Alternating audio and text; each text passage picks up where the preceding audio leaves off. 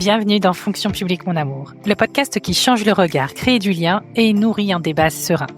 Plus de contenu sur www.fonctionpubliquemonamour.fr.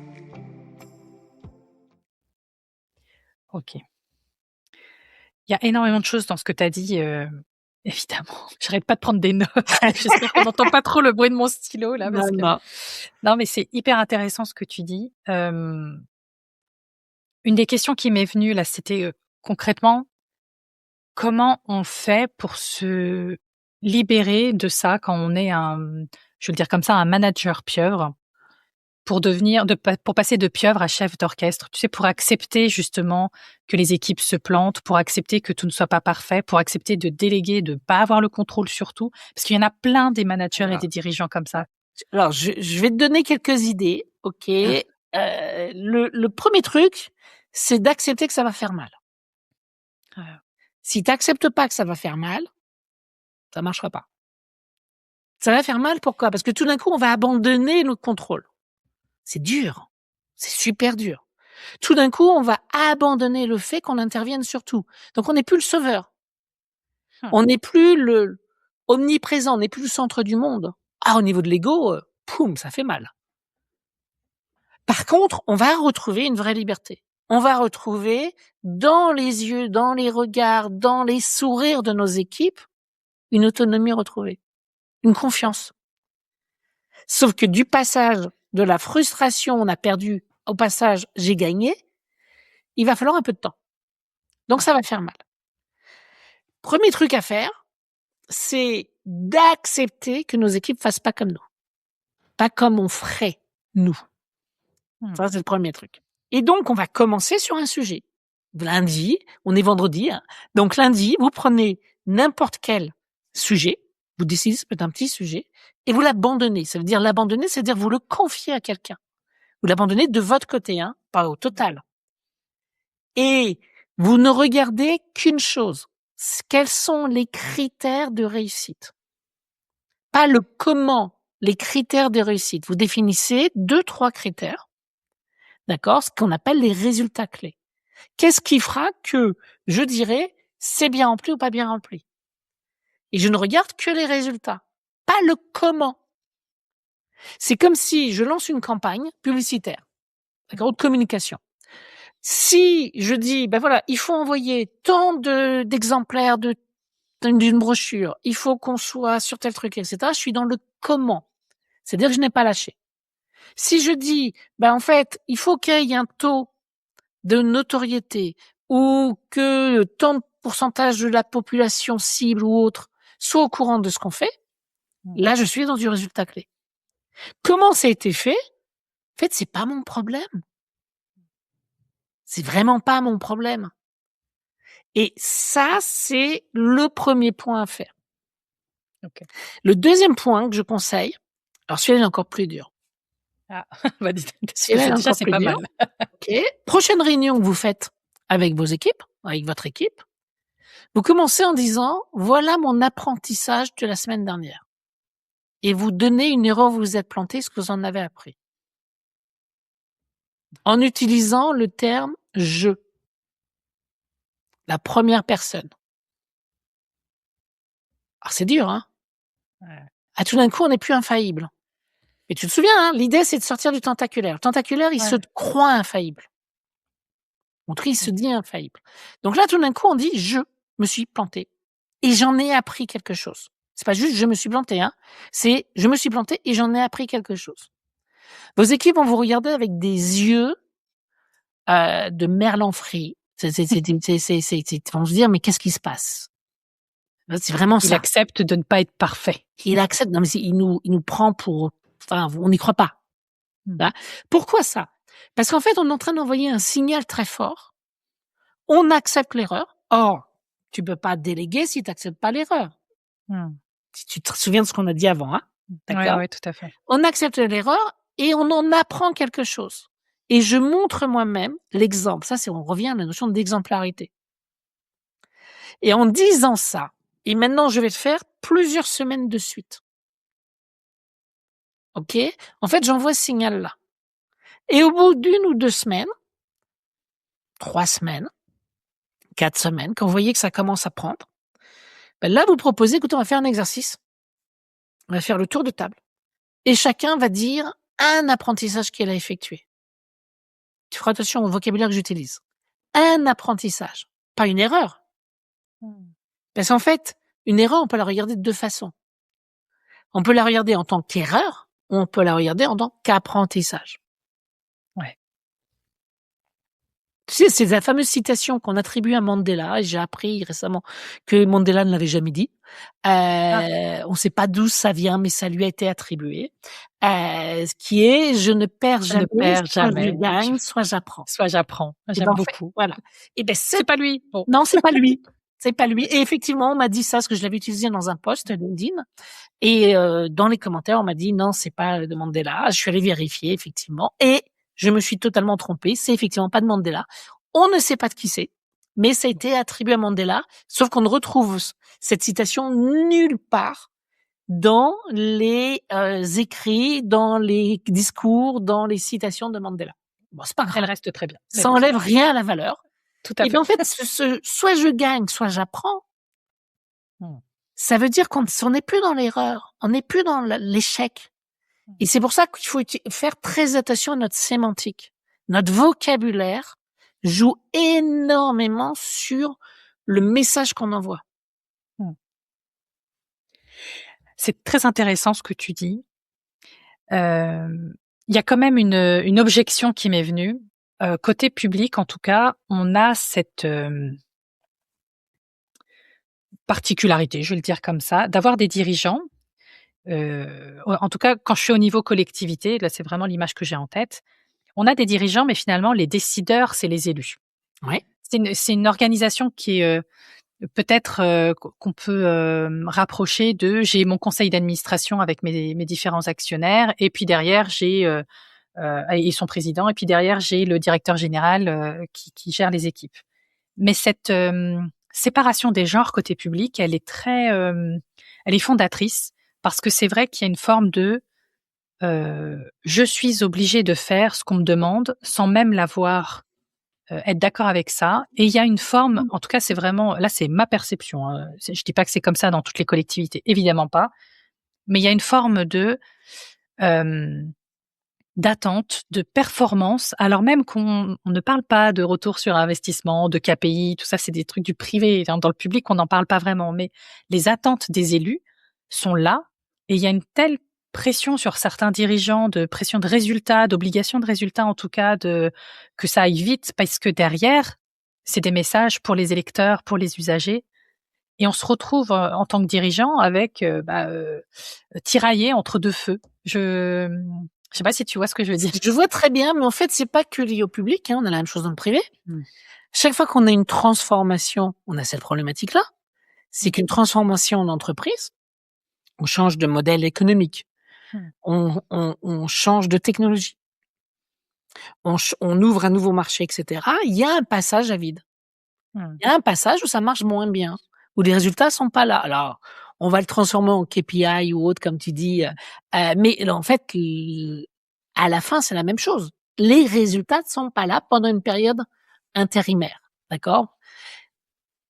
Là où c'est un enjeu, et c'est là où la posture du dirigeant, on l'a pas encore abordé, mais la posture Ouais. du dirigeant, la posture du manager, c'est de dire: «Oui, pendant une période, ça va être compliqué».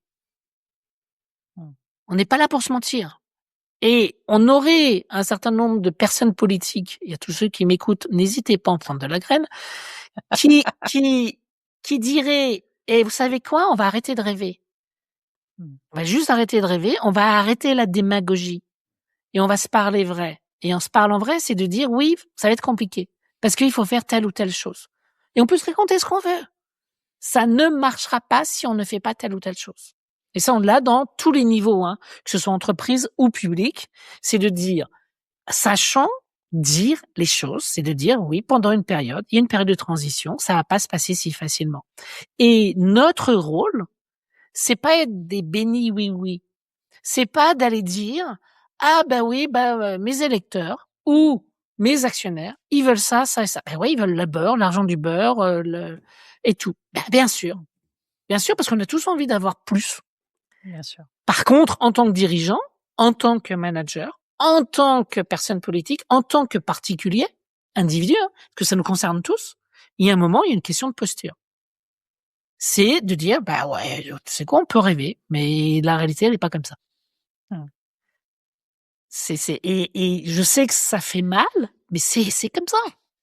C'est comme quand on me dit, ah ben mais c'est pas juste. Bah oui, et depuis quand la vie est juste? C'est quoi la justice, tu vois? C'est quoi être juste? On sait qu'il y a des moments, quand on apprend à un nouveau métier, c'est dur. Quand on pratique un nouveau sport, quand on se met, à la course ou à tout ce qu'on veut, OK? Il y a une période qui est dure. Mmh. Et ben, c'est pareil là. Et donc oui, il peut ne pas y avoir de résultat. Est-ce que ça veut dire pour autant qu'il faut pas le faire? Donc oui, au moment où on va transformer du tentaculaire à «je vous donne de l'autonomie», il va y avoir un moment où les résultats vont baisser. Et c'est là où on revient à ma notion de temporalité. Si tu es vraiment dirigeant, si tu as cette capacité à dire: «Ce que je suis en train de faire maintenant, ça baisse pour qu'après ça monte beaucoup plus haut». Pourquoi? Parce que je rends autonome mes équipes. Je leur donne beaucoup plus de puissance. En fait, je mets en train de mettre de l'essence dans le moteur. Mmh. Mais beaucoup plus d'essence. Ce qui fait aujourd'hui encore plus, hein, parce qu'on a l'IA, parce qu'on a des outils qu'on n'a jamais eus dans l'histoire de l'humanité. Ouais. C'est-à-dire, en fait, on n'a plus de problématiques majeures. Je dis pas que c'est toujours simple, hein, mais on n'a plus de problématiques majeures pour réaliser à peu près n'importe quoi. Donc, en fait, ce qui fait la différence, c'est l'engagement des gens. Quand tu te lèves le matin, si tu as envie de faire quelque chose, tu vas le faire super vite, super bien. Alors, tu vas peut-être te planter, mais c'est pas grave, tu vas trouver des solutions. Parce que tu as envie. Donc tu vas trouver des solutions. OK, tu vas t'apercevoir que ça marche pas, eh ben ouais, tu vas essayer de trouver une alternative. Puis l'alternative elle marche pas, c'est pas grave. On va trouver une autre alternative. Mais parce que tu as envie. Si maintenant tes équipes, elles sont pas engagées et qu'elles ont pas envie, qu'est-ce qui se passe quand tu as pas envie? Tu as besoin d'aller ranger le garage ou le grenier ou la cave. D'accord? Galère, il fait froid, c'est pas beau, truc, machin, etc. Qu'est-ce que tu fais? Tu traînes des pieds. Et en fait, on est sur cette notion d'envie, d'engagement. Et c'est ça qui donne la puissance. On le vit tous, hein, tous les jours. Quand il y a un truc qui nous plaît, comme par hasard, super simple. Quand ça nous plaît pas, ah, on se trouve des excuses, on va traîner, on va trouver autre chose à faire, ou même quand on va le faire, bah, on va le faire en beaucoup plus longtemps, réellement, ou on va quelque part le bâcler. Mmh. C'est de dire ouais, ça me plaît pas, allez, je le fais vite fait, mais vraiment minimum, vraiment minimum. Ouais. Et d'où l'engagement, et qu'en fait, quand tu es en train de dire à tes équipes: «Je vous fais confiance», parce que c'est ça le message derrière. «Je vous fais confiance. Vous allez réussir et même si vous réussissez pas, vous savez quoi? Nous allons apprendre ensemble». À nouveau, fais attention à ma sémantique, mon vocabulaire. Nous allons apprendre ensemble. C'est-à-dire même si c'est vous qui vous plantez, c'est nous qui allons apprendre. C'est hyper intéressant ce que tu dis. Hem, Ça me fait penser à, un épisode que j'ai fait notamment avec, Olivier Hamon, qui parle de robustesse et il disait un peu ça. Il faut faire la différence entre une organisation performante qui cherche avec des indicateurs la performance, le résultat, le et puis une organisation robuste qui accepte les échecs, qui en apprend, qui est résiliente. Et ce que tu dis, en fait, ça me fait vraiment évoquer, ça. Il vaut mieux, viser ou en tout cas rechercher la robustesse plutôt que la performance. En tout cas, En quand on fait, est la dirigeant. la la robustesse, cette recherche de robustesse, j'adore ce que tu me dis là. Heu, à court terme, peut donner un résultat moindre, Mmh. parce qu'on est moins dans l'orientation de la performance, mais à long terme et dans la durée, une organisation qui est beaucoup plus pérenne et beaucoup plus efficace. Mmh. C'est toute la différence entre, est-ce que je suis en train de faire un sprint ou un marathon? Attention, je n'enlève rien au sprint, hein, c'est aussi un vrai entraînement, OK? Je parle pas d'un point de vue sportif, je parle d'un point de vue état d'esprit. Est-ce que mon focus, il est sur quelques secondes, quelques minutes, ou est-ce qu'il est sur, mes 40 et quelques kilomètres du marathon? Et c'est ça toute la différence. c'est comment le muscle, il est pas le même. Tu vois, l'effort, il est pas le même. Les 2 demandent une technicité, bien entendu, mais jusqu'où on va? Moi, je crois que notre rôle en tant qu'organisation, en tant que aussi bien public que privé, d'accord, quel que soit, c'est d'être là pour garantir notre pérennité, que ça fonctionne. Et alors je vais être très dur, d'accord. Mon rôle en tant que dirigeant, c'est de devenir dispensable. On doit pouvoir se passer de moi au quotidien. Je dois pouvoir, moi je dis aux dirigeants que j'accompagne, partez jouer au golf. Ça les choque. Ouais, mais si mes équipes me voient jouer au golf, mais c'est une image. Ça veut dire que votre rôle, c'est pas de gérer le quotidien. Votre rôle, c'est de réfléchir au long terme, c'est de discuter avec des partenaires possibles, c'est de travailler sur telle ou telle chose, c'est de travailler avec vos managers sur leurs compétences dans la durée. Mais c'est surtout pas de contrôler le quotidien. C'est surtout pas d'être ce côté tentaculaire dont on parlait tout au début, où je veux être au courant de tout. J'ai discuté il y a pas longtemps avec une dirigeante qui me dit: «Oui, mais mes équipes m'ont pas dit ça». Et elle était choquée, mais vraiment énervée. Vraiment, vraiment très énervée. Et pour elle, c'était la fin du monde. Et je lui dis: «Mais c'est super. C'est super qu'elle te l'ait pas dit. C'est super qu'elles aient pas eu besoin de toi. Ça veut dire que ton organisation, elle est en train de grandir». «Oui, mais il fallait pas faire ça». «Mais pourquoi? Mmh. Pourquoi fallait pas faire ça? Parce que toi, tu l'aurais pas fait comme ça? Ça veut pas dire qu'il fallait pas faire ça». Mmh. OK, la question C'était pas une c'est solution acceptable, voilà, fonctionnelle. tu vois? Et en fait, le passage a été compliqué, Le passage a été compliqué.